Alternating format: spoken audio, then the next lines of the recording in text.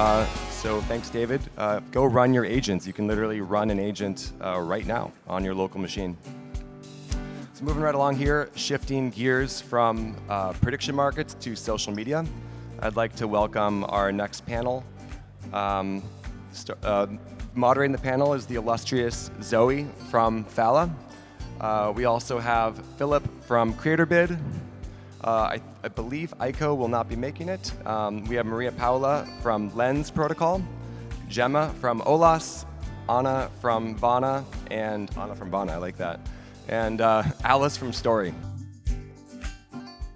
All right. Yeah, please find a seat so the audience can recognize who's here on stage. Hello, everyone. How is everyone doing here Friday on Token 2049 week? All good? Woo! Yeah, it's amazing to see such a packed room here at Agents Unleashed. I think it's the third or fourth? The third Agents Unleashed. Fourth. I've been part of several of these events, and it's really amazing to see here in Singapore that we have such a great crowd. I think also because we have amazing speakers here on stage. I got already introduced, but I'm saying it again. I'm Zoe, VP at Phala. Phala is a TE-based coprocessor for AI. So we are making sure that all the AI is very secure and verifiable. And we have amazing speakers here today that have expertise, I think, on several tech stacks, right? We talk mainly about the agents, which is on the top of the tech stack when we talk about AI. But we can also dig a bit deeper how we actually make everything secure and push out AI for social media. We talk about social media here today. Are there any KOLs in the room? Yeah, we have some here on stage? No? Okay. If not yet, maybe you can become a KOL because some people here on stage are building amazing tools how to create your content more efficient with AI. So I would like you guys to maybe introduce yourself shortly, what you're building, but also in the intersection of social media, because AI, as we have seen before, is not necessarily always used in social media. So please introduce yourself shortly and what your company actually builds for social media. Phil, if you would like to start. Awesome. Thanks so much, Zoe. Yeah, actually, social media really brought me into crypto. It was like 2016, 17, finding Steam and Steemit. I don't know if anyone knows it here in this audience. Very, very OG decentralized social media platform. And they like their own governance token Steam and their Steam-backed dollars and their Steam power. I got really crazy about people making $800 on a post by token inflation, and this really brought me in. And since then we have been building in the content or UGC X Web3 industry. Like first startup was Postmint. It's like a, I would say, competitive platform where community members can compete for prizes for creating content. And now we launched this year in February Creator.bid, which is like a launchpad for AI influencers, which are basically based on AI agents. So you can create new AI personas as well as use these agents to scale your personal content. Hi, I'm Paula, or MP for short. I've been in crypto for a while as well, since 2017. First, very focused on infrastructure with Polkadot and Golem, which was building decentralized compute before AI needed it. And before it was called Deepin as well, which is really interesting. And then I went on to found JPEG, which was a curation protocol, basically a decentralized Wikipedia to offer context for NFTs, which was some kind of a social network. And currently I'm at Lens, Ave and Family, because I work across the three products of the Avara stack, in growth. Awesome. Thank you. I'm Gemma. I'm the head of ops at Valory. So you've already heard a number of our team speak today. And we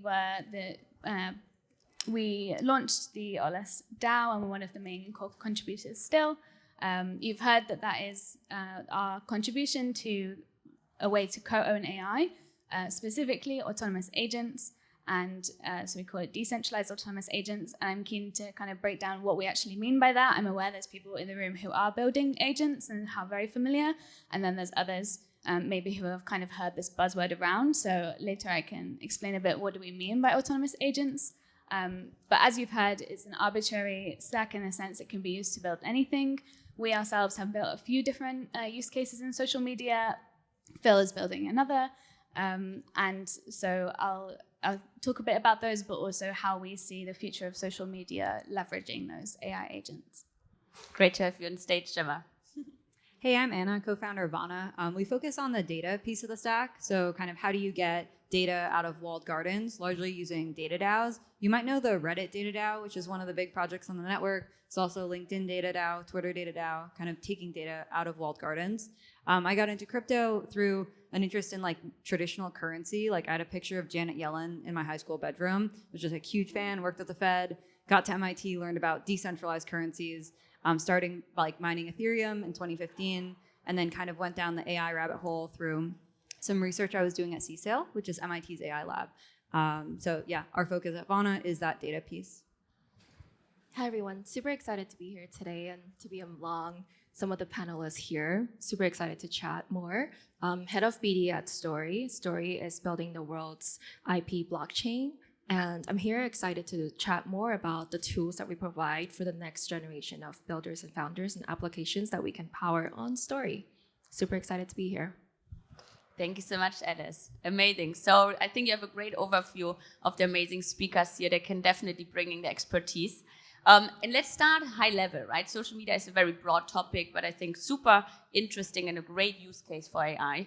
But I think like since 1 year, right, when like ChatGPT really was like got the mass adoption, we really see that AI can make a lot in content creation more efficient.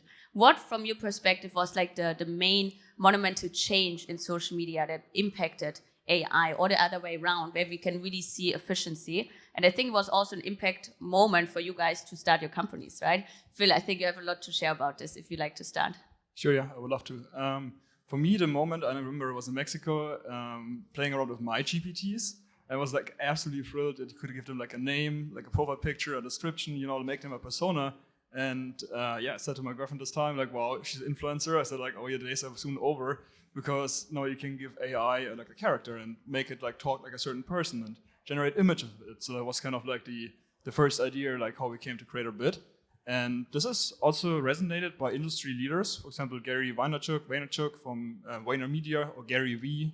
We friends. Some might know him, some might hate him, but he's a very kind of public speaker on AI influencers and how they're gonna like change the whole like marketing game for brands, in the sense that you know, brands and marketing agencies can build now their own like mascots or KOLs, telling the brand stories out of the view from consumers or like AI consumers, and yeah, giving it new ways to these companies to like engage their audience and spread their message. Alice, from your perspective, what was the main change since last year? I feel like AI actually made a lot of exciting changes, especially me, someone who's non-technical. It's sometimes really hard for me to kind of put my idea on a page, and I've personally been using AI to kind of help put the thoughts in my mind onto the paper. And AI has been generating a lot of content at super fast speed and at super, super high quality as well. So for example, like it generated high quality Hollywood videos right from your home in a matter of seconds. And I think this is one of the things that at Story we are focusing a lot about is as AI content gets more and more generated, what are the toolings and necessities that can kind of take a look over at when the generated contents are generated? There are some infrastructure that is missing, such as intellectual property. How are those contents being used within the AI? How are they tracked? How are they kind of the attribution that goes into the content themselves? How are they remixed? And if they are remixed, what are the tools that can be used to kind of see as a creator if my data or my likeliness of my art style is being used by these AI to generate some kind of art? How can I get paid for it in the right, correct way? So those are kind of the figures that we like to focus more on, as well as like, I feel like AI is giving a lot of power to the next generation of co-creation. So now there's a huge push for incentivizing consumers and everyday artists or anyone with any thought to kind of join in on the co-creation process. All right, you're jumping all in directly, mentioning all the deep topics, but that's great. If we zoom out a little bit again and say, okay, what has changed since AI actually came into social media? Maria, from your experience, was there anything that you personally impacted you as well? I used to think of AI, in 2022 and 2021, I was using GPT-3 and text-to-image engines, Midjourney, before it even was Midjourney, just for art projects and because it was funny to generate content. I found the text generation to be hilarious. I would pitch it random ideas and then they would come back with some full of non sequiturs. And the same with generating AI outputs for images, which were hilarious on their own. I come from that perspective when AI used to be funny and used to be an art form just because it also had that humorous component, an absurd component, which is really important for art. And then now I'm also a writer as well as a technologist, and now I use AI. For example, clearly English is not my mother tongue, so I use AI to help me proofread so that I don't have to depend on my assistant or something like that. So I think the change is in how my relationship with AI, my social relationship with AI, and how I use it. I think the better, actually not the better, good or bad, it's actually subjective. The more realistic AI gets, the more sterile it becomes, in a way. I'm excited about AI companions in general, because there's a lot of lonely people and there's a lot of people that not necessarily can actually talk to other humans in general. So I'm excited about that in inclusion in social media. But I have to say I do miss that crappy AI from the previous years. Can I touch on it real quick? I really like what you said as a non-English native speaker. Having spell checking with AI, it's amazing because if you publish something on Twitter or on LinkedIn, you don't want to look like an idiot. It's great. And on your point on AI being funny, actually, I love to play with it. On Creator.bid, you can create these personas, for example, and then they can get edgy. For example, for mobile, I don't know if you know the mobile token. I'm personally a fan. Really understandable retail, and then we created a persona called based on an Italian. Italians, they spend a lot of time in Italy. They're always on their phone, and you can create this Carlo, the mobile chat persona who's Italian, and then basically AI comes in with creating content for Carlo in how an Italian would speak with about his espressi, and it is actually very genius and very funny. So I think playing with AI is a good sense of. You just reminded me of something. You're German, right? Yes. I use AI. I live in Berlin, and I use AI to convince Germans of doing things. Oh, that's very smart. You know why? Because I actually ask AI. For example, I had to order a kitchen last year, and I was going through a lot because my German is even worse than my English. So I was going through a great deal of hurdles. No one wanted to talk to me. And I needed to order this kitchen because I need to cook. So in order to convince people to talk to me, because you need to order it, it's really complex. You need if it's not IKEA in Germany, you need to go to the supplier, and then maybe they give it to you, maybe not. It's so complicated. Anyways, I told GPT to write my emails, convincing the German kitchen suppliers with the language of my favorite negotiation book, Never Split the Difference, with the tactics of an FBI negotiator. I've gotten so far. I've broken so many glass ceilings that never happened to me in 12 years in Germany before. So use AI to convince Germans, guys. It works. This is amazing. Not just Germans. But amazing. Thank you for sharing this, Maria. I think you already learned a lot from this panel insights here. Amazing. But you also mentioned something nicely about interacting with humans, right? And with AI now, we can actually interact or make agents interact with agents, right? I mean, Olas is building the multi-agent economy, which is crazy. Maybe Gemma, you can talk a little bit about this. When we say again, what can agents actually enable for social media, and why do we need this agent-to-agent interaction, or what does it bring to this use case? Yeah, thank you. So, lots of really interesting points. I think as we were talking, a few different times in our short lifetime as a company, 3 years, came to mind. And as you say, we need to kind of bring agents in. So firstly, I want to just define, what do we actually mean when we're talking about agents? So forgive me if you're an agent expert, but for those who aren't, what we mean at Valory when we're talking about agents is a software program that kind of acts as an agent. So an agent, if we think of a travel agent and a estate agent, it's something that has the ability to act for you. I am an agent, you are an agent. So an autonomous agent is a piece of software that can act with agency, so it can take in information, process it somehow, maybe do all sorts of fancy logics, and then actually take action for you. And that autonomous part is really is our kind of guiding principle, and something really important, I think, in unlocking all use cases, including social media. So we want an agent to do work for you rather than you feeling like you're working for AI. And, and that's kind of some of the moments that we started applying it to use cases we were seeing. For example, the first social media thing that we actually built using our Olas agents was something called Contribute. I think we might have started this in 2022 or 2023, early sometime. Someone can correct me.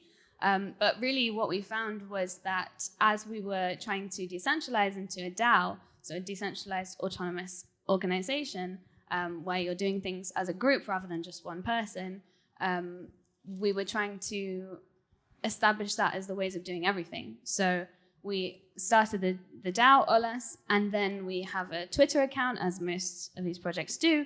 And we thought, okay, how can we decentralize this? How can we make even our social media presence decentralized? For a variety of reasons. One of them is fun, as we were talking about.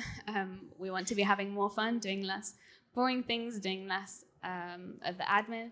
Part of it was actually regulatory and kind of legal side of things, that we don't want any one person or organization to be seen to be running the DAO. And actually, of course, we don't want that to be how it works anyway. And so, we want more and more agents to be doing the stuff we don't want to do and to help us realize that. So Contribute is made up of autonomous agents, so a decentralized autonomous agent that the DAO uses to this day to control its Twitter account. So no one person is in charge of it. It actually, as I say, 2022, 2023, certainly before ChatGPT, we started using this. And then when ChatGPT came along, we actually integrated it. So now you'll see a weekly tweet from Olas at Autonomous on Twitter, which is the AI agents going around summarizing everything that happened in the Autonomous ecosystem, writing the tweet and publishing it. Instead of one person hitting send, the DAO members collectively have to vote, and when we all agree this happens, it's posted. So the autonomy piece is really important. Essentially, we want these agents to free us up from the boring stuff that we don't want to do. We want, more and more to not be something that you have to sit there clicking around on yourself, but actually the agents go away and create these entire outcomes for you. So we started these a few years ago. More recently, obviously Phil's talking about what he's building on Olas, and then we actually did a hack that was a social media based thing as well, called Shorts WTF. That was fun, as you can tell from the URL. It was a hack in Lisbon, and I think exemplifies this concept of autonomy, where instead of so it's an AI generated short film creator, where it uses multiple models to create an entire NFT-based short film, mint it to your wallet and everything. Cool. So yeah, lots of different things being built, and I think that's part of the fun of Olas, that can really support anything. You would like to comment on this as creator on Olas? Yes, absolutely. It was a huge inspiration to see the Contribute. Basically what it is, like a multi-sig on a Twitter account, right? Like like you can come together and decide what should be posted. And it was like the inspiration for like our kind of co-owned AI influencers, like the same thing. If you like own them as a group of people, these media channels that you can then vote on and decide when to post. And another, I think, Olas initiative by David V. What's the name again? Tsunami, exactly. It's like another AI agent acting on Twitter. It's like reading from, I think, on-chain from the prediction marketplace and just like updating on stats on Olas if a new NFT was minted for the donation module or if like a prediction was placed. So they're fully autonomous, no work required, not a need to like click a button or anything. It's pretty cool. Also does a weekly song in a different musical genre and posts that to Twitter about something in the Olas ecosystem. So something to listen to on your way home. Very nice, cool. Thank you for sharing these use cases. Really, where the interaction, right, is important. The collaboration. Which already is one part of Web3 based agents, right? We can bring in kind of the governance, the shared ownership of agents. But maybe besides this, why do you believe agents really need to be, or do they need to be really fully decentralized? Do we need, or are Web3 based decentralized agents more efficient or less efficient for social media, right? We really want to talk about a social media use case. How do you see this, Anna? Like, how much does an agent really needs to be verifiable and decentralized when we talk about content creation and the social media aspect? Yeah, I think any AI model or AI agent is just as good as like its training data, right? So if you want to make agents more capable or AI models more capable, you need better data. You need to kind of give it access to more information. And I think one trend we've seen in social media in this age of AI is that platforms have really locked down their data, right? So like Reddit, Twitter, they've changed their API terms to make their data harder to access, which makes it harder to build AI agents and harder to build AI models. So what we've done at Vana is kind of use the user to kind of each export their own data, contribute it to these data DAOs, and then pool it for AI training. And the reason why that needs to be decentralized is that no single company, like usually only Twitter can access Twitter data because it's theirs. Only Reddit can access Reddit data. But you can kind of have this loophole because of GDPR and other data regulation where you can have each individual user export their own data and then put it in this user-owned context. I think a really good example of this is that Reddit actually tried to shut down the Reddit data DAO. There was like a Web2 reporter writing about it and they asked Reddit for a comment on what they thought of the Reddit data DAO. They said, Vana's breaking the API terms, this isn't allowed. But actually, because if we call it non-custodial data, but basically a user is in full control of their data, they're contributing it in a decentralized way, it was able to stay up because you basically have data regulation that enforces that. So yeah, our view is that ultimately AI agents, AI models, they're only good as their data, and decentralized approaches to contributing data, making AI models better, are really quite powerful in a world of these walled gardens today. Great. Thank you for sharing this. Also the information about like the content from decentralized platforms, right? Much more difficult to access. But then on the other hand, you actually opt in the user, right? Like the creator needs to decide on their own if they want to share or put their content or their data into an agent. And Alice, from your side, this is where story comes in, right? How do I, if as a user that wants to create my content as an agent or puts it in, secure the IP, right? How would you see it? How much does from the agent side needs to be decentralized, or how does story solve this problem? Well, Story is pushing this forward by enabling IB to be more programmable and composable. The side that we're thinking about specifically is like what Web3 can offer the users the ability to directly own and control their data, but also their content. How can you collaborate openly and be compensated fairly for the data that you contribute to these AI models? And when you do contribute these data, like how can they be traced? And how are they be used? Is there a way to identify like good IP, bad IP within the data? That's some of like the stuff, nuances that we're interested in figuring out. Phil, did you wanted to? Yeah, please go ahead. You wanted to mention something. Something we are very much interested to figuring out together with Story or on Story Protocol is the IP of creators or the IP of influencers, not in the sense necessarily of the content IP, but like the brand IP. Look at like what's the difference if you launch today a makeup or like a whiskey or if Conor McGregor or Kylie Jenner launches a whiskey or like a makeup company, see they are very, very successful because they have a very strong personal brand, and this does it like directly resonates with consumers, so they can sell their product very quickly. And yeah, that's something we want to explore. Like how can AI, like if we build out AI creators and if they resonate with the audience, how could like brands and basically use this IP to build new products and services branded, and funneling back the funds or the revenue to the IP owners of this AI influencer. I have some pushback here. From an art perspective and from an art historical perspective, I'm going to talk about that because basically it's about image generation. There has been a lot of upheaval with regards to what images are being used to generate different outputs. And from an art historical perspective, and anyone that has studied art or that has gone to a museum, we understand that nothing ever is an original. So the original content that Kylie Jenner or whoever are producing right now, it's also not original. So if we are all feeding into existing histories, existing art history, even influencer histories, right? Because, even like fashion recycles, like we're seeing now that, people are starting to wear low-rise jeans that I used to wear when I was growing up. In the context of this recycling of trends and creation, if we put these kind of consensual levers and complicated like IP. I like the idea of composable IP. I like the idea of different approaches to IP, but I don't like the idea in general of Shutterstock saying you can't use our photos for text-to-image generation, because that introduces a new walled garden, which is completely unnecessary. And let's face it, agents are smarter than Shutterstock. They're smarter than Adobe. They're smarter than all of us.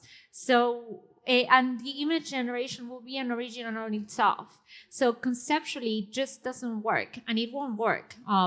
What will work, actually, from the human perspective and from the protection of creation perspective, is more around curation, because humans are able to select. They're able to be tastemakers in ways that AI agents can't do. So I think humans should find another thing that, assuming that what they produce is original, and just try to find different verticals to coexist with AI, not try to stop it. Yep, no, fully agree. I think the issue would be actually to sue people, right? Like, you can have IP on your post, but what do you do if I take your post, I like throw it into GPT? You're gonna sue me? Like, good luck, like that's very unlikely. However, like where I see the huge value of Story Protocol is for, as I said, brands. Like if you build up your personal brand and you can use this brand to market a product, and like manufacturers of goods and services can then use your brand to like put it on a product, then you can basically like funnel the revenue streams back for the brand. Yeah, but it's also not all about revenue. It's if you get your brand to be disseminated at the scale that AI agents are able to disseminate information, that's your legacy being disseminated as well. So I think that's really interesting. We should try to stop seeing everything from the monetization perspective and just seeing it also from a memetic perspective. Very good. Would you like to add to this, Alice, or? I'm trying to find the correct way to comment on a few points there I would like to kind of address. I agree with you, like not everything have to be about the monetization perspective, and the whole idea of why Story is tackling the intellectual property space. Monetization is one aspect of it, but more so over there are other pillars we're focusing on. We're also focusing on how IP can be discovered. So for example, going back to your point about how nothing is original, I feel like that is a very negative take on like how nothing is original, right? Things always inspired from other things, even designer. But the way that I think of it is, if you have an original artwork that you've spent years, we talk to tons and tons of creators, And some of their artwork isn't just as easy as, hey, I put in this image into AI and it gets generated this cute character, but it's like their style, it's their likeliness. It's like you can tell this is clearly by this artist. Take Mickey Mouse, for example. Some can say it's just a mouse, but it takes a lot of branding, a lot of marketing that creates Mickey Mouse to what it is today. What we're saying is, hey, not just put Mickey Mouse on story and you can go ahead and monetize every time you want to create a meme coin with Mickey Mouse. That's not what we're talking about, but we're more talking about the fact that, hey, if I have an original artwork, this is a more sustainable way for creators that spent years. Then this is in a situation where Mickey Mouse isn't the next billion-dollar franchise, but just a mouse to start, right? We can imagine being like the mouse can start off as a cute character, but along the way go through many transition into an anime book or a manga character. Or as I was actually like arriving into Singapore, I was staying at the Live Hotel, and as I was going through it, actually had a sign saying like the history of Astro Boy. And I don't know how many of the folks here understand the history that went through with Astro Boy, but there was like an exhibition right on the outside of my hotel that shows Astro Boy started as an anime manga character, and it took over 60 years for it to become a global phenomenon it is today. And what Story is trying to do is that for the next generation of Astro Boy or Mickey Mouse, there's a clear way for you to kind of sustainably scale with Web3. Things can be more composable. Your point to like Shutterstock is like, hey, if your image isn't registered within Shutterstock, it's really hard for all the images within Shutterstock to work outside of Shutterstock, right? And for the reason why we want to create a layer 1 is that everything can be interchangeable. An IP that gets registered on Story doesn't just stay on Story, but rather it can be plugged into, such as like a Legoland, into many of the different pieces and applications that there is. And in that way, if there is monetization that happened down the way, and the reason why we emphasize on monetization is that within the age of AI and AI agents, one of the large problems we are solving is how can monetization happen, and what is a sustainable way for monetization to happen, in the terms that, hey, if I am contributing to the data set, or if I am contributing to this thing that become a franchise, like how would I get paid for it if I am the original creator? And if there's a way to track it. With our programmable IP as well as proof of creativity protocol, you can clearly see all of the derivatives that went into it, and different type of medium, different type of assets, not just like a photo, but also like if it's a song, what the pieces of the song that compose into another song. We would like to see how you can clearly see how everything composed together and can be remixed or can go and feed into one another. Mm-hmm. So monetization isn't just the only thing. We want to see like it is easier to discover, easier to license, mm-hmm. easier to remix in a better scale. So that way it encourages co-creation in the age of AI. Okay, yeah, I think to summarize this, monetization is just one aspect why we also work in DAI, right? Why do we decentralize the AI aspect?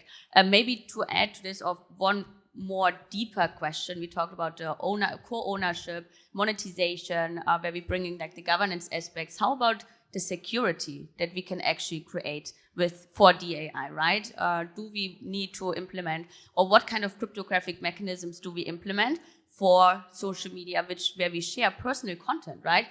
We talk about like all the pictures and everything. I think especially in social media, it's super important to think about the security mechanisms.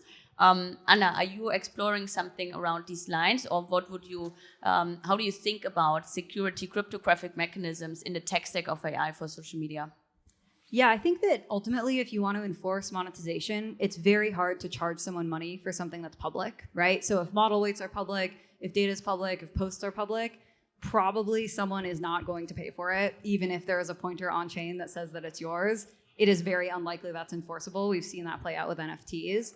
Our view at Vana is that ultimately it comes down to actually privacy, right? Like you need to basically be able to restrict access to something, whether it's model weights, whether it's data. I actually think AI agents are this really interesting tool that can increase privacy because your AI agent can have access to your data.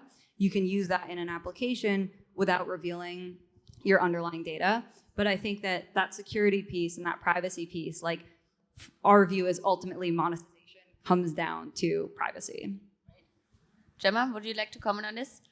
Yeah, it's interesting actually because I was talking about several use cases of Olas where we've created something that's, a specific social media app that's quite obvious, like with Twitter and this contribute idea, or the Shorts WTF, which was kind of film.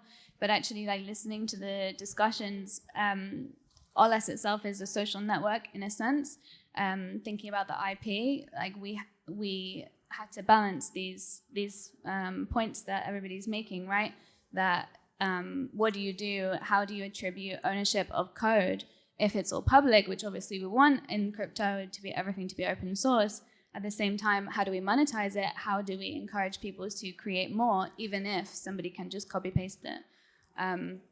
Is the answer to make it all private? There's use cases, yes, but most of our code ourselves is public, and so I think that's the interesting game that we've been playing, and the answer that we're trying to find with any crypto protocol is how do we get the right incentives so that you can keep as much as possible public and still incentivize. So specifically on the code side of things, that's where most of the IP created is with Olas right now.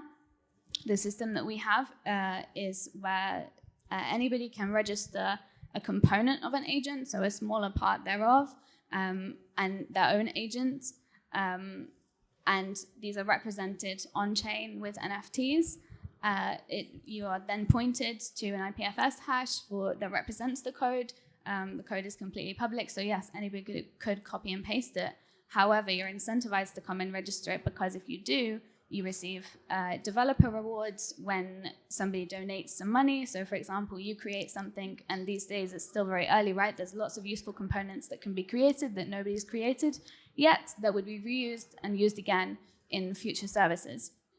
So I'm struggling to think of like a simple example, but say you come and create something core that is needed in loads of applications, that NFT ID will remain up on the registry. When somebody like Phil comes along, wants to create a new agent, he doesn't have to bother creating all the things that have already been created. He can simply reference the NFT of the code that was already pushed. Yeah. And then when that service is used by people, they donate some money to it. Then a share of the rewards that went to the application Phil built will go back to the developer who created that piece of code in the first place. Yeah. I'm trying to follow the concept, but I think something also to throw in here is I can promote Phala now a little bit, because we cooperate as well, and Phala is a trusted execution environment-based coprocessor. So we are actually integrating TEs into the Olas tech stack, where then agents can on demand decide if they want to deploy the agent on with TE security, right? So this is a very cool intersection. I'm very excited when we can finally launch this. Our engineers working heads down on this, because it can be an add-on, right? You don't always need to push for the privacy if the users don't want to use it. But if it's available and you can just say yes or no while you deploy the agent or launch it on Olas, and you can directly interact with TE or ZK technology as well. Anna, is there last thought from your end? Yeah, I think one AI research theme right now is actually these chain of thought models, if people have interacted with O1. And I think in that context, you can actually have public data, like you were mentioning code, right? So there's often times when you want some data to be public, maybe a researcher's final paper that they put out. But for the chain of thought models, what can help them from a training data perspective is actually understanding how the end product was created, right? So kind of, what are all the commits? What was the developer thinking? What are the debates that they had internally? Or in a researcher context, what are the notes? What are the things that they had to think through? And then you can keep that private. And so in that way, there's some kind of private data that makes the model much better. But then you can still make the end product public so people can actually interact with it. Cool. Thank you for adding this. All right, guys.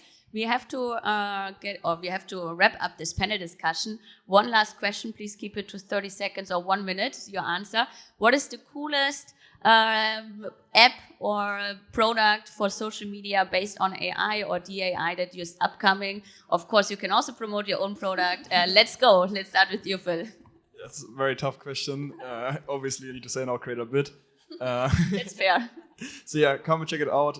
You can use it for your own personal brand, personal content, connect to Twitter, like describe the persona, the niche you're in, and create content with it. It's has a proactive agent mode, so it proposes content to you based on live data integrations, web search, so you don't need to write your own content anymore. Or you can spin up a fun AI persona, which is also very fun, and yeah.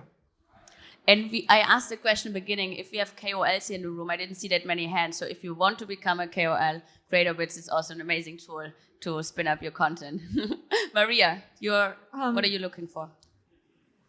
Looking forward to, sorry. I really like this website that you prompt to create websites for you. I just forgot the name, but WebSim. I don't know.